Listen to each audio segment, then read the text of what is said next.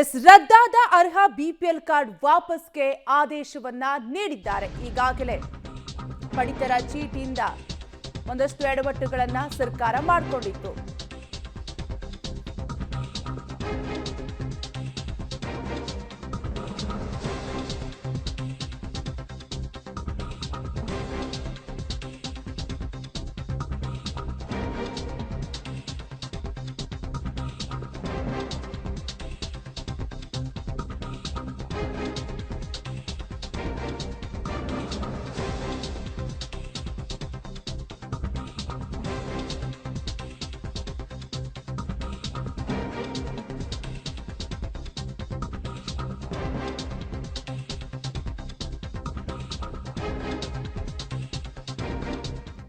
ಸರ್ಕಾರಕ್ಕೆ ಸಲ್ಲಿಕೆಯಾದ ration card ಪರಿಷ್ಕರಣೆ ವರದಿ 13,87,652 ರೇಷನ್ ಕಾರ್ಡ್ ಪರಿಷ್ಕರಣೆಗೆ ಸಿದ್ಧತೆಯನ್ನ ಮಾಡಿಕೊಂಡಿದ್ದು ರೇಷನ್ ಕಾರ್ಡ್ ರದ್ದು ಮಾಡುವ ಸಂಬಂಧ ವರದಿ ಮಾಡಲಾಗಿತ್ತು. ಸಿಎಂ ಕೊಟ್ಟ ವರದಿಯಲ್ಲಿ ಮಾನದಂಡಗಳನ್ನ ಉಲ್ಲೇಖಿಸಿದ ಆಹಾರ ಇಲಾಖೆ ಸರ್ಕಾರಕ್ಕೆ ಸಲ್ಲಿಕೆಯಾದಂತಹ ರೇಷನ್ ಕಾರ್ಡ್ ಪರಿಷ್ಕರಣೆ ಸಂಬಂಧಪಟ್ಟಂತೆ ವರದಿ ನೀಡಿದ್ದು 13,87,652 ರೇಷನ್ ಕಾರ್ಡ್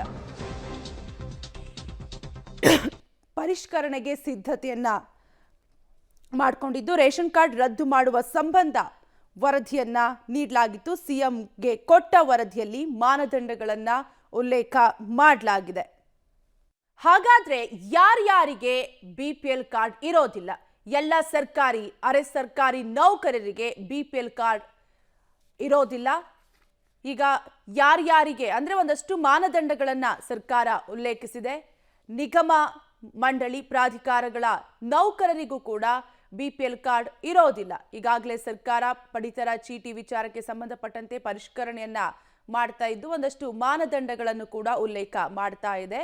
ಆದಾಯ ತೆರಿಗೆ, ಸೇವಾ ತೆರಿಗೆ, ವ್ಯಾಟ್ ಪಾವತಿಸುವವರಿಗೂ ಕೂಡ ಬಿಪಿಎಲ್ ಕಾರ್ಡ್ ಇರೋದಿಲ್ಲ. ಕೆಲವೊಂದಷ್ಟು ಜನರ ಬಿಪಿಎಲ್ ಕಾರ್ಡ್ ರದ್ದಾಗಲಿದೆ.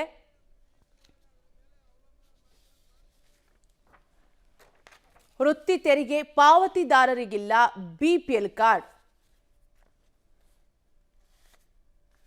ಸ್ವಂತ ಬಳಕೆ ಕಾರು ಹೊಂದಿರುವವರಿಗೂ ಕೂಡ ಬಿಪಿಎಲ್ ಕಾರ್ಡ್ ರದ್ದಾಗುವ ಸಾಧ್ಯತೆ ಹೆಚ್ಚಾಗಿದ್ದು ನಗರಗಳಲ್ಲಿ 1,000 ಚದರದಡಿಗೂ ಹೆಚ್ಚು ವಿಸ್ತೀರ್ಣದ ಸೈಟ್ನಲ್ಲಿ ಮನೆ ಇರುವವರಿಗೂ ಕೂಡ ಬಿಪಿಎಲ್ ಕಾರ್ಡ್ ಇರೋದಿಲ್ಲ. ಒಟ್ಟಾರೆಯಾಗಿ ಒಂದಷ್ಟು ಜನರಿಗೆ ಬಿಪಿಎಲ್ ಕಾರ್ಡ್ ರದ್ದಾಗುವ ಎಲ್ಲ ಸಾಧ್ಯತೆ ಇದ್ದು ಎಲ್ಲ ಸರ್ಕಾರಿ ಮತ್ತೆ ಅರೆ ಸರ್ಕಾರಿ ನೌಕರರಿಗೆ ಬಿಪಿಎಲ್ ಕಾರ್ಡ್ ಇರೋದಿಲ್ಲ. ನಿಗಮ ಮಂಡಳಿ ಪ್ರಾಧಿಕಾರಗಳ ನೌಕರರಿಗೂ ಕೂಡ ಬಿಪಿಎಲ್ ಕಾರ್ಡ್ ಇರೋದಿಲ್ಲ. ಜೊತೆಗೆ ವೃತ್ತಿ ತೆರಿಗೆ ಪಾವತಿದಾರರಿಗೂ ಕೂಡ ಬಿಪಿಎಲ್ ಕಾರ್ಡ್ ಇರೋದಿಲ್ಲ. ಸ್ವಂತ ಕಾರು ಹೊಂದಿರುವವರಿಗೂ ಕೂಡ ಬಿಪಿಎಲ್ ಕಾರ್ಡ್ ಇರೋದಿಲ್ಲ.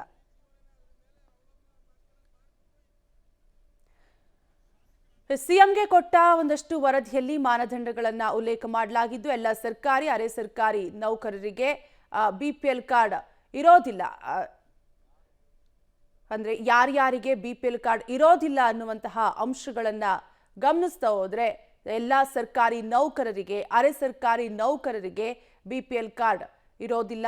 ನಿಗಮ ಮಂಡಳಿ ಪ್ರಾಧಿಕಾರಗಳ ನೌಕರರಿಗೂ ಕೂಡ ಬಿಪಿಎಲ್ ಕಾರ್ಡ್ ರದ್ದಾಗುವ ಸಾಧ್ಯತೆ ಹೆಚ್ಚಾಗಿದ್ದು ಆದಾಯ ತೆರಿಗೆ, ಸೇವಾ ತೆರಿಗೆ, ವ್ಯಾಟ್ ಪಾವತಿದಾರರಿಗೂ ಕೂಡ ಬಿಪಿಎಲ್ ರದ್ದಾಗುವ ಎಲ್ಲ ಲಕ್ಷಣಗಳು ಕೂಡ ಕಾಣಿಸ್ತಾ ಇದೆ. ವೃತ್ತಿ ತೆರಿಗೆ ಪಾವತಿದಾರರಿಗಿಲ್ಲ ಬಿಪಿಎಲ್ ಕಾರ್ಡ್. ಒಟ್ಟಾರೆಯಾಗಿ ಒಂದಷ್ಟು ಮಾನದಂಡಗಳನ್ನ ಉಲ್ಲೇಖಿಸಲಾಗ್ತಾ ಇದೆ.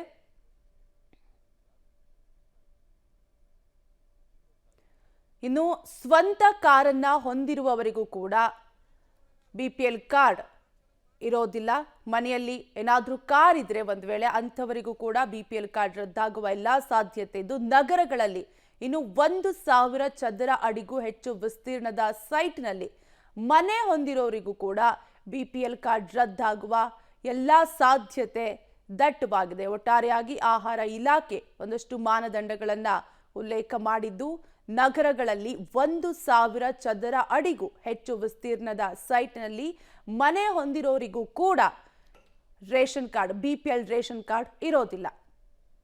ಬಿಪಿಎಲ್ ಕಾರ್ಡ್ ಪರಿಷ್ಕರಣೆಯ ವಿವರವನ್ನ ಗಮನಿಸ್ತಾ ಹೋಗೋದಾದ್ರೆ ಅನರ್ಹ ಕಾರ್ಡ್ ರದ್ದತಿಗೆ ಒಂದಷ್ಟು ಟಾರ್ಗೆಟ್ ಮಾಡಿದ್ದು 13,87,652 ಜನರಿಗೆ ಈಗಾಗಲೇ ಬಿಪಿಎಲ್ ಕಾರ್ಡ್ ಪರಿಷ್ಕರಣೆಯ ವಿವರವನ್ನ ನೀವು ಕೂಡ ಸ್ಕ್ರೀನ್ ಮೇಲೆ ಗಮನಿಸ್ತಾ ಇರಬಹುದು.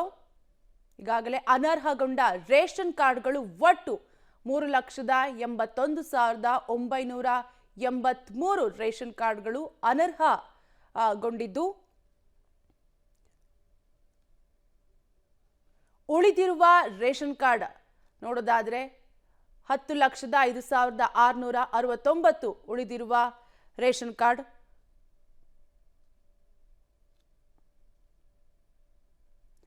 ಐಟಿ ಪಾವತಿದಾರರು ಎಷ್ಟಿದ್ದಾರೆ ಅನ್ನೋದನ್ನ ಗಮನಿಸಿದ್ರೆ 98,473 ಐಟಿ ಪಾವತಿದಾರರಿದ್ದಾರೆ. ಟ್ಯಾಕ್ಸ್ ಪೇಯರ್ಸ್ ಒಟ್ಟು 98,473 ಜನರಿದ್ದು, ಈಗಾಗಲೇ ಬಿಪಿಎಲ್ ಕಾರ್ಡ್ ಪರಿಷ್ಕರಣೆಯ ವಿವರ ಕೂಡ ಸಲ್ಲಿಕೆಯಾಗಿದ್ದು, ಐಟಿ ಪಾವತಿದಾರರು 98,473 ಜನರಿದ್ದು, 1.20 ಲಕ್ಷಕ್ಕಿಂತ ಹೆಚ್ಚು ಆದಾಯ ಇರೋರು 10,09,476.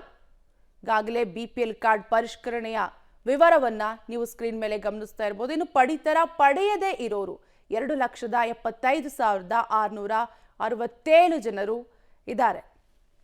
ಹೀಗಾಗಿ ಒಂದಷ್ಟು ಪರಿಷ್ಕರಣೆಯ ವಿವರವನ್ನ ನೀವು ಕೂಡ ಗಮನಿಸ್ತಾ ಇರಬಹುದು. ಸಿಎಂಗೆ ಕೊಟ್ಟ ಮಾನದಂಡಗಳನ್ನು ಕೂಡ ಈಗಾಗಲೇ ಉಲ್ಲೇಖವನ್ನ ಮಾಡಲಾಗಿದ್ದು, ಸರ್ಕಾರಿ ನೌಕರರ ಸಂಖ್ಯೆ 4,366 ಇದೆ.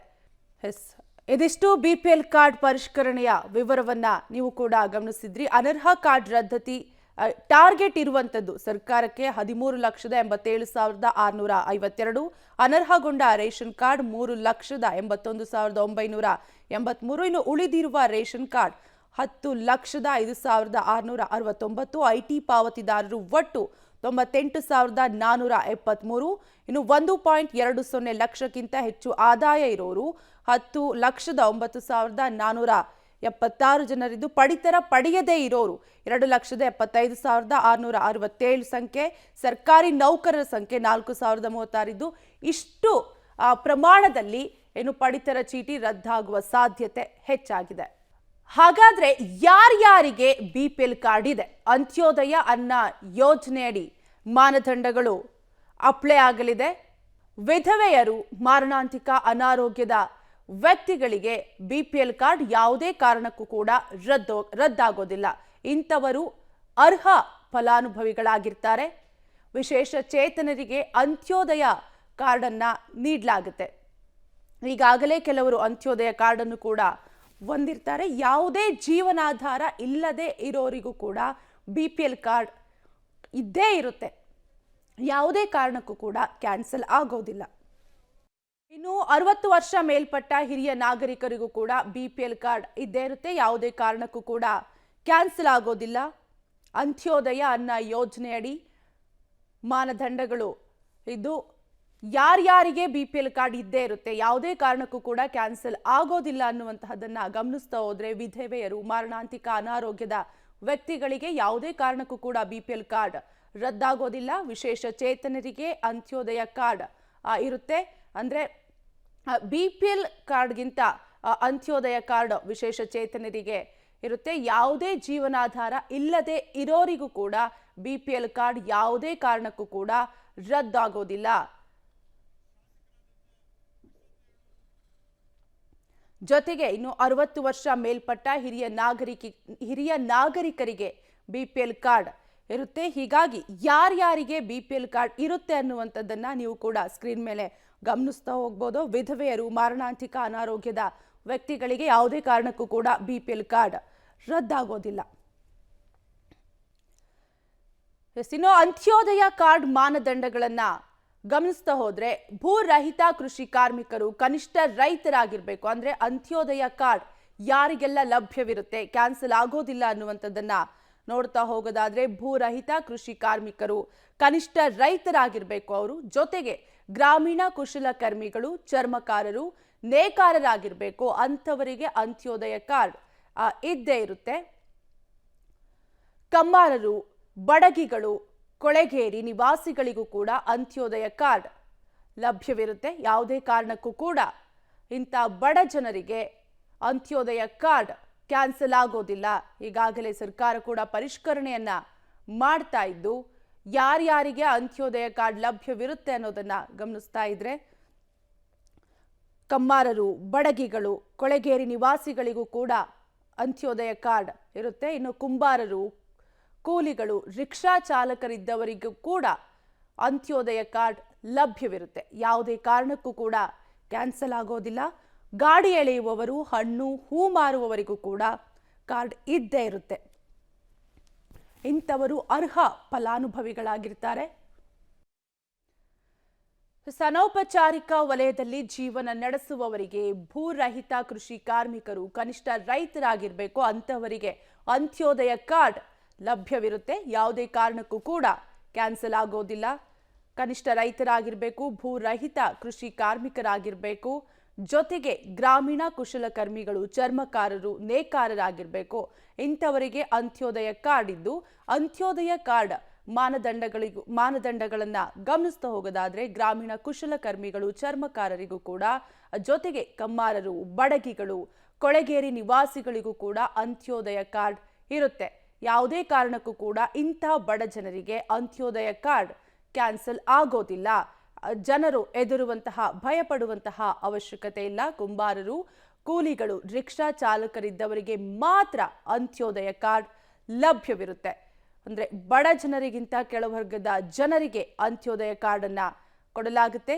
ಗಾಡಿ ಎಳೆಯುವವರು, ಹಣ್ಣು, ಹೂ ಮಾರುವವರಿಗೂ ಕೂಡ ಅಂತ್ಯೋದಯ ಕಾರ್ಡ್ ಇದ್ದೇ ಇರುತ್ತೆ. ಯಾವುದೇ ಕಾರಣಕ್ಕೂ ಕೂಡ ಕ್ಯಾನ್ಸಲ್ ಆಗೋದಿಲ್ಲ.